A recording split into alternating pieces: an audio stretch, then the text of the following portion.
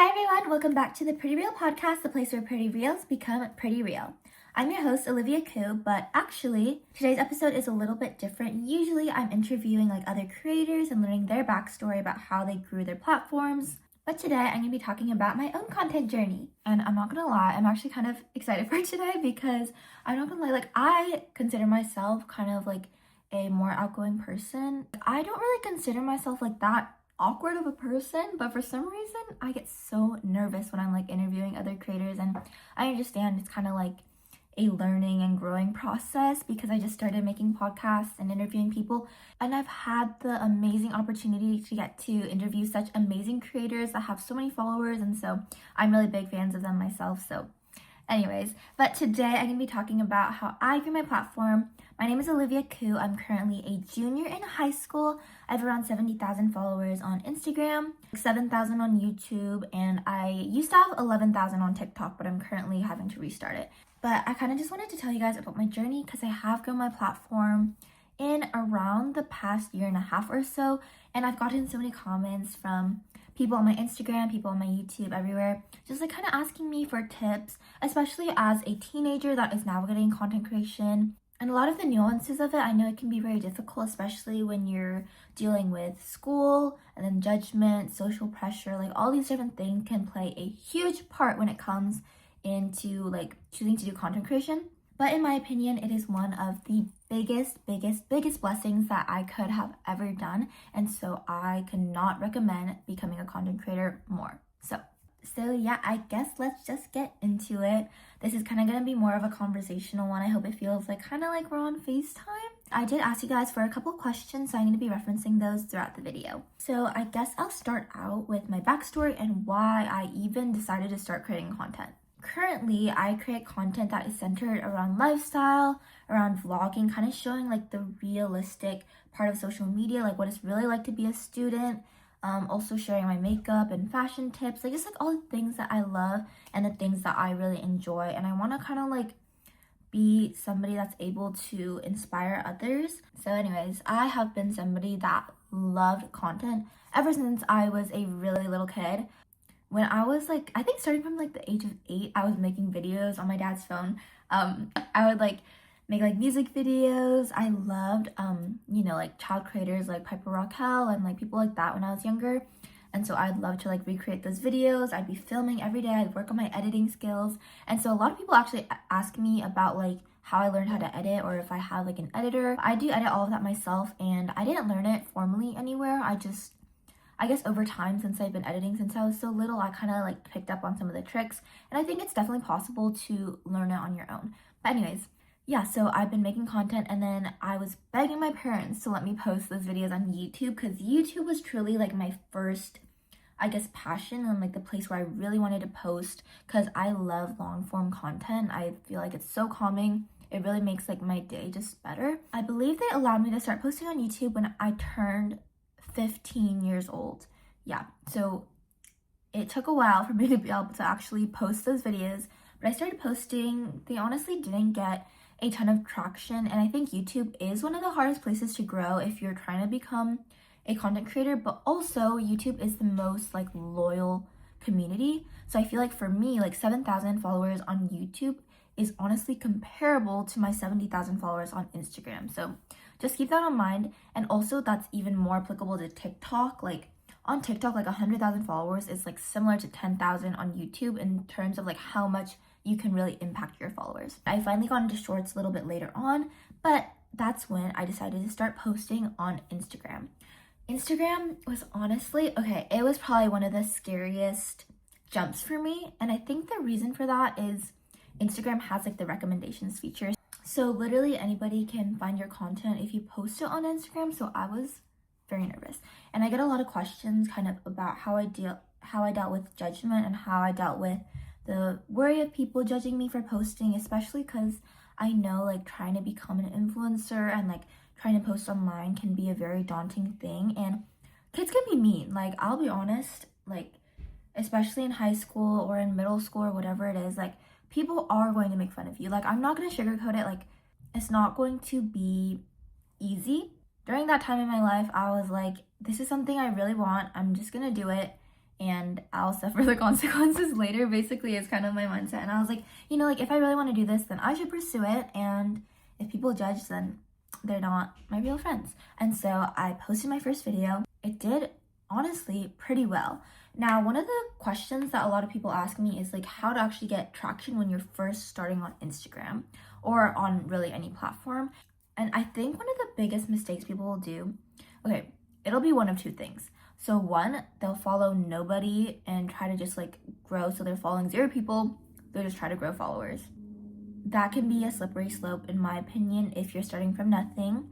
On the other hand, people will do all these like follow for follow things, like oh, if you follow me, I'll follow you back. Oh, interaction for interaction, like those kind of things. At first, actually, when I was starting, I was like, oh yeah, that sounds like a great idea. Like other content creators, and since I'm trying to grow, they're trying to grow, like we can help each other out. However, I think that whole follow for follow thing is killing your engagement. Essentially, what these follow for follow things are doing is you are gaining followers. That's a great thing. You're gaining followers, you're getting people that are going to watch your content. But that does not mean that you are gaining engagement, okay? So when you do follow for follow, you're following another content creator. This other content creator is not your target audience. Your target audience is essentially the people that you want to watch your videos, become like a true like loyal follower, people that will comment, people that love your content and will become like part of your fan base. Other content creators are not part of that niche. Those other content creators are just trying to grow as well. So even if you do this follow for follow, that engagement is not real. Like that's not going to create lasting engagement. And that other content creator, they'll follow you, you'll follow them, and then they're not going to engage with your content after that. They're not going to like your posts, they're not going to leave real, genuine comments on your videos, and it's going to do nothing. Like in the long run, Instagram's going to detect that as more of you have a bunch of followers, but you're getting no engagement, and it's going to stop pushing your video in the algorithm. However, despite me saying that, I will say it's a great idea to try to make friends with content creators in your niche when you're starting out.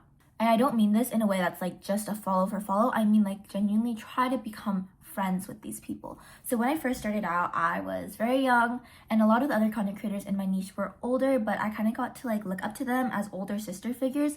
And so I would reach out to them, I'd comment on their posts, we'd actually become like a friend type of relationship. And this actually really helped boost my engagement and boost my views at the very beginning before I actually grew like organic reach. I was able to get some comments from my fellow content creators. I got to engage with them. I got to get ideas from their content. They could get ideas from my content. And it was really just a great way to really grow at the beginning stages. I think what a lot of people really underestimate is the power of consistency. Okay, like you can have such an amazing video, it might not go viral. Like that's just the honest truth of it. And that's the really sad part about social media, is I feel like I'll work really hard on a video and it just doesn't do as well as another video that I spent like 5 seconds on. But one single video can change everything. You don't know how many videos you're going to have to post until you hit that viral video. You just have to keep on posting, like I posted video after video after video until one of my videos finally got like over 1 million views, I think. But building off of that, just views is not what's going to gain you followers. Views is reach. It's great to have a lot of views. However, I will say that just because you're getting a lot of views, it doesn't mean that that is turning into conversion. I think what a lot of content creators are missing as a part of their video is something that prompts people to follow them. A lot of times, people will just post like relatable content, funny content, and I know that like inspirational content does really well. I've seen a lot of great results from my inspirational posts. So things that are like saying like an inspirational quote or something that is sharing appreciation for someone that's like very shareable, things like that. But that doesn't grow followers. Like, can you remember the last time that you followed someone because they posted an inspirational quote?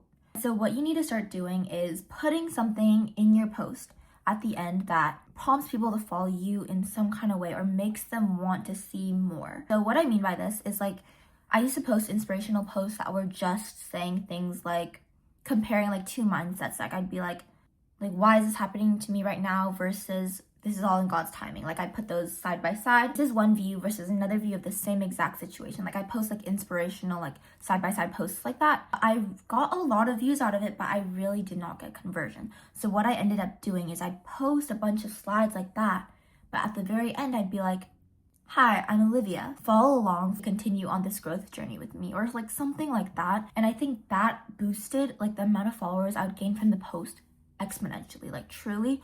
And one of my viral videos, I gained 11,000 followers from that single video.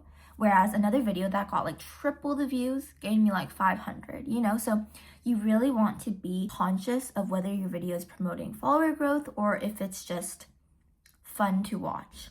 And I know that you really want to find kind of like a balance between it. You don't want to be constantly just posting like follow me, follow me, follow me. But that is definitely a strategy if you want to grow fast, especially online. Okay, so kind of moving into what I did at the beginning. I started as mainly a Korean beauty content creator. I was posting a lot of makeup, a lot of Korean beauty, like all sorts of like skincare.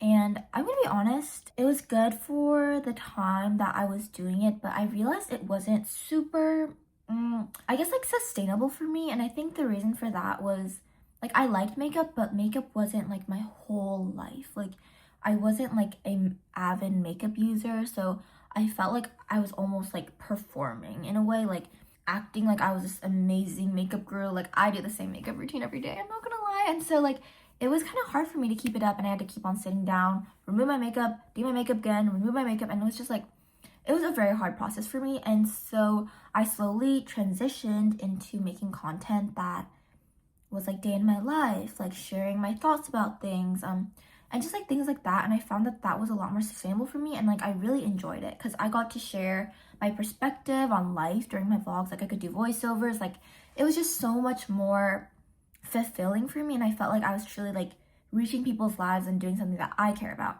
And so I think one of the most important things when it comes to content is posting things that you enjoy. And I think if you want to do content just because you want to make money out of it or you want to be famous or whatever it is, it's going to be very difficult and very, very draining. I actually got a question on my Instagram when I asked you guys if I've ever gotten burnt out, and I think the first time I've ever felt burnt out, even though I love making content, is when I was making only makeup centered content. And again, circling back, I think the reason for that is because I love makeup, but I don't love it to the point that I want that to be the content I make every single day. Now, I'll be honest, like I really don't get burnt out, and I love what I do. Like I love making vlogs, I love sharing my life. I get to film my days at school, I get to like get all these amazing DMs from people. And so I really think that's the secret to not getting burnt out online, is creating content that both you would watch, you would enjoy. Okay, I got asked a lot from so many people, especially teenagers like me who want to start creating content, is people are always asking, how did you deal with judgment and how did you get past that so that you could start posting online? That is something I could not understand more. Like posting online, especially on Instagram, if that's the platform you want to do, is so scary. And you know what? There's going to be people all the time that are going to judge you for it. Like I think that that's something that is going to be inevitable. So if you really truly want to post online, you need to be prepared to get made fun of and like get laughed at, to be honest. Like that's the honest truth about content creation. Like for me, the mindset that really helped me start creating content and be consistent with it was I am very confident in who my friends are, and I have really like, I feel like a strong foundation of friends who support me. And I know that my real friends aren't going to make fun of me for what I'm trying to do or me chasing my dreams. Like if your friends are making fun of you for chasing your dreams, they are not your real friends. Like I'm just putting that out there. Like they are not your real friends if they are judging you for trying to do something that you truly want to do and you really care about.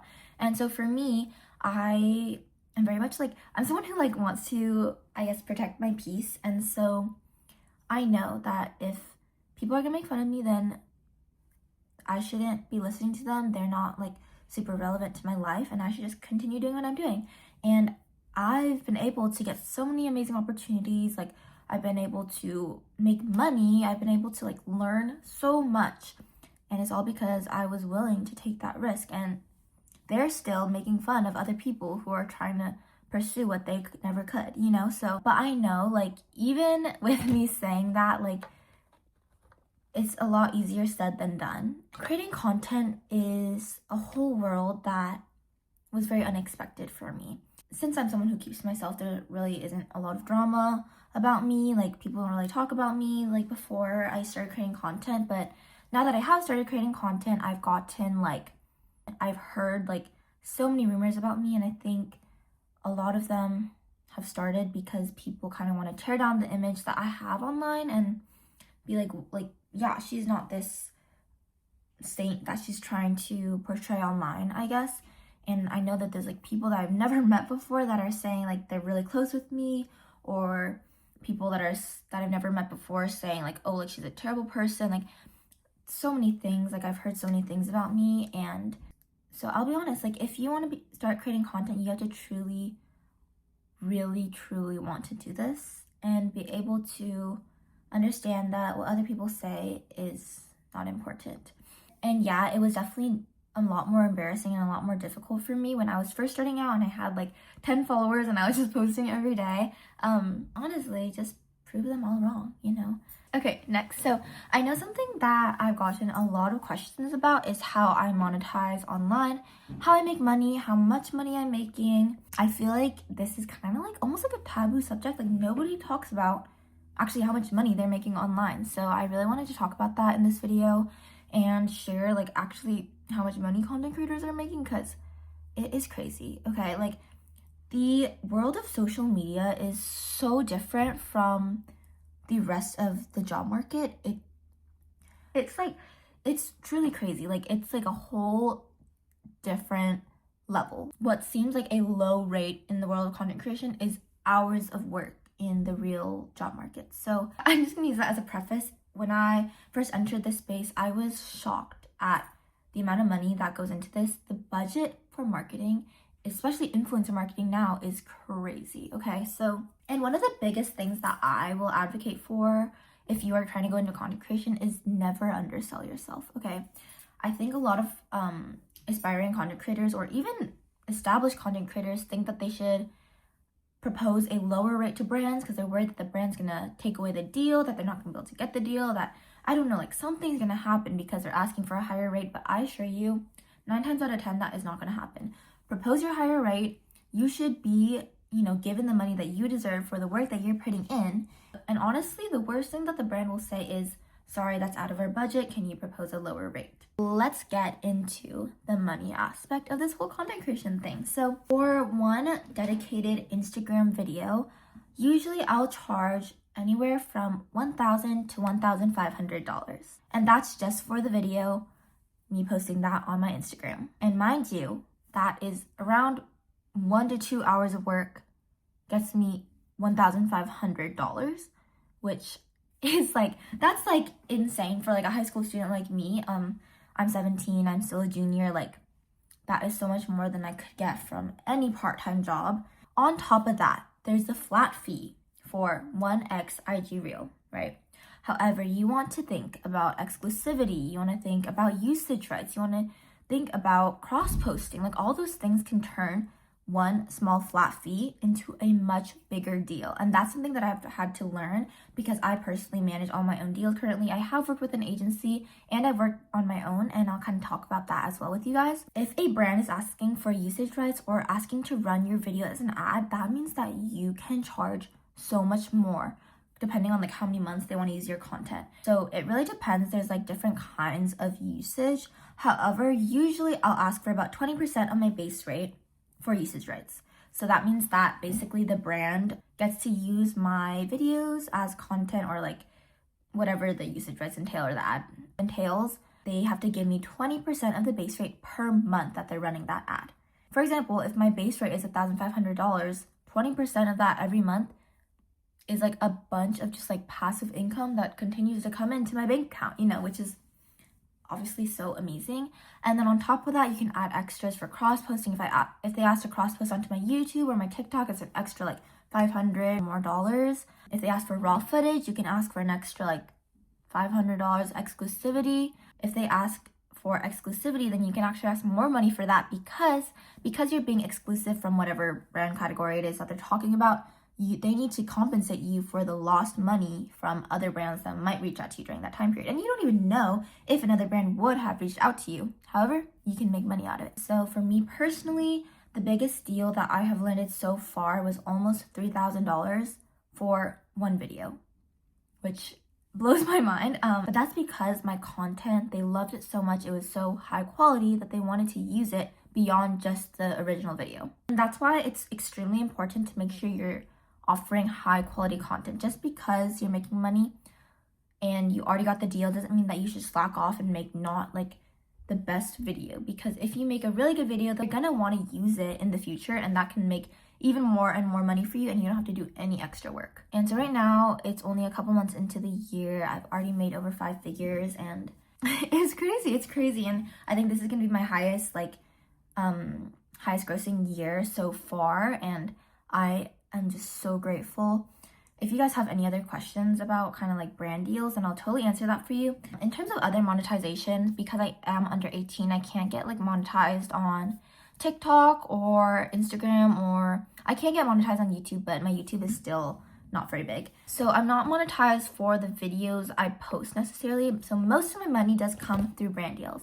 The second form of payment that I get is through commission-based payments. So I have like codes and I have links for certain brands. Like for example, my Yes Style code is Koo1212 if you guys want to use it, and also on Olive Young. And so essentially how that works is if people enter your code, they get a discount on their order, and on top of that, you make a certain percentage commission from their order.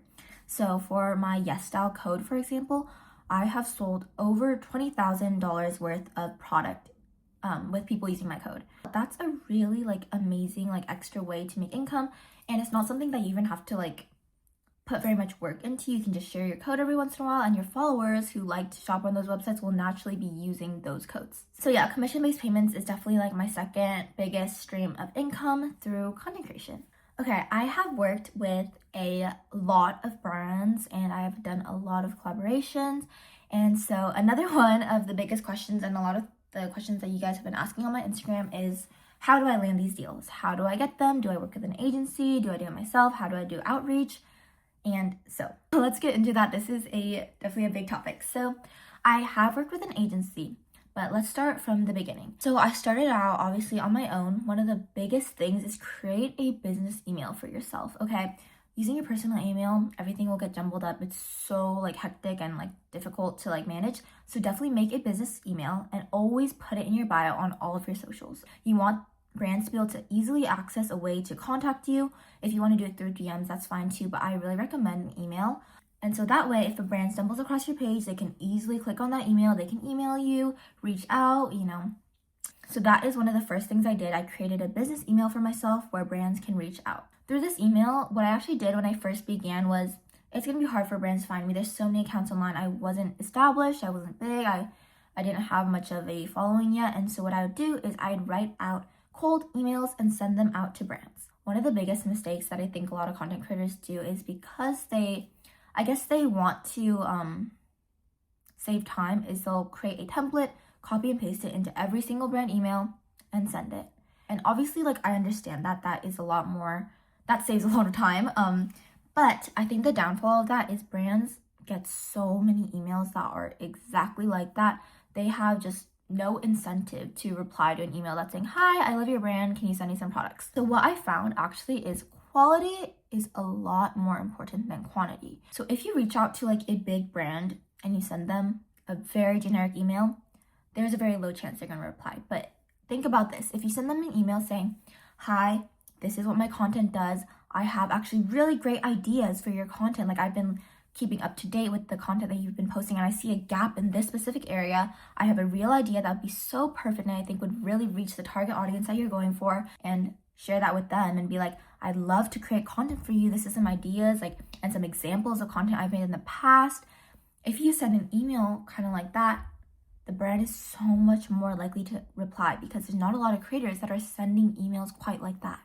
That's one of my biggest tips when I try to reach out to brands. I try to be very personal. I try to explain exactly what I enjoy about their brand, what I can do, and how my skills can help them as a company. Because essentially, they don't just want to like be sending out free PR all the time. They want to be making money.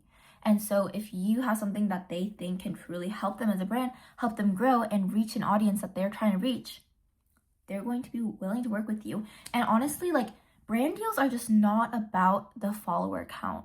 I think a lot of people think more followers equals more brand deals, but that's actually not the case. It's going to be about quality of your work and the engagement of your followers. And so you can have a pretty low follower count, but if you have a very loyal audience, or if you have really high engagement, or if you have really quality content, brands will still want to work with you. Big brands will still want to work with you. Like, I've gotten the chance to work with Prada, Valentino, all these like amazing, like crazy brands that I never thought I'd work with.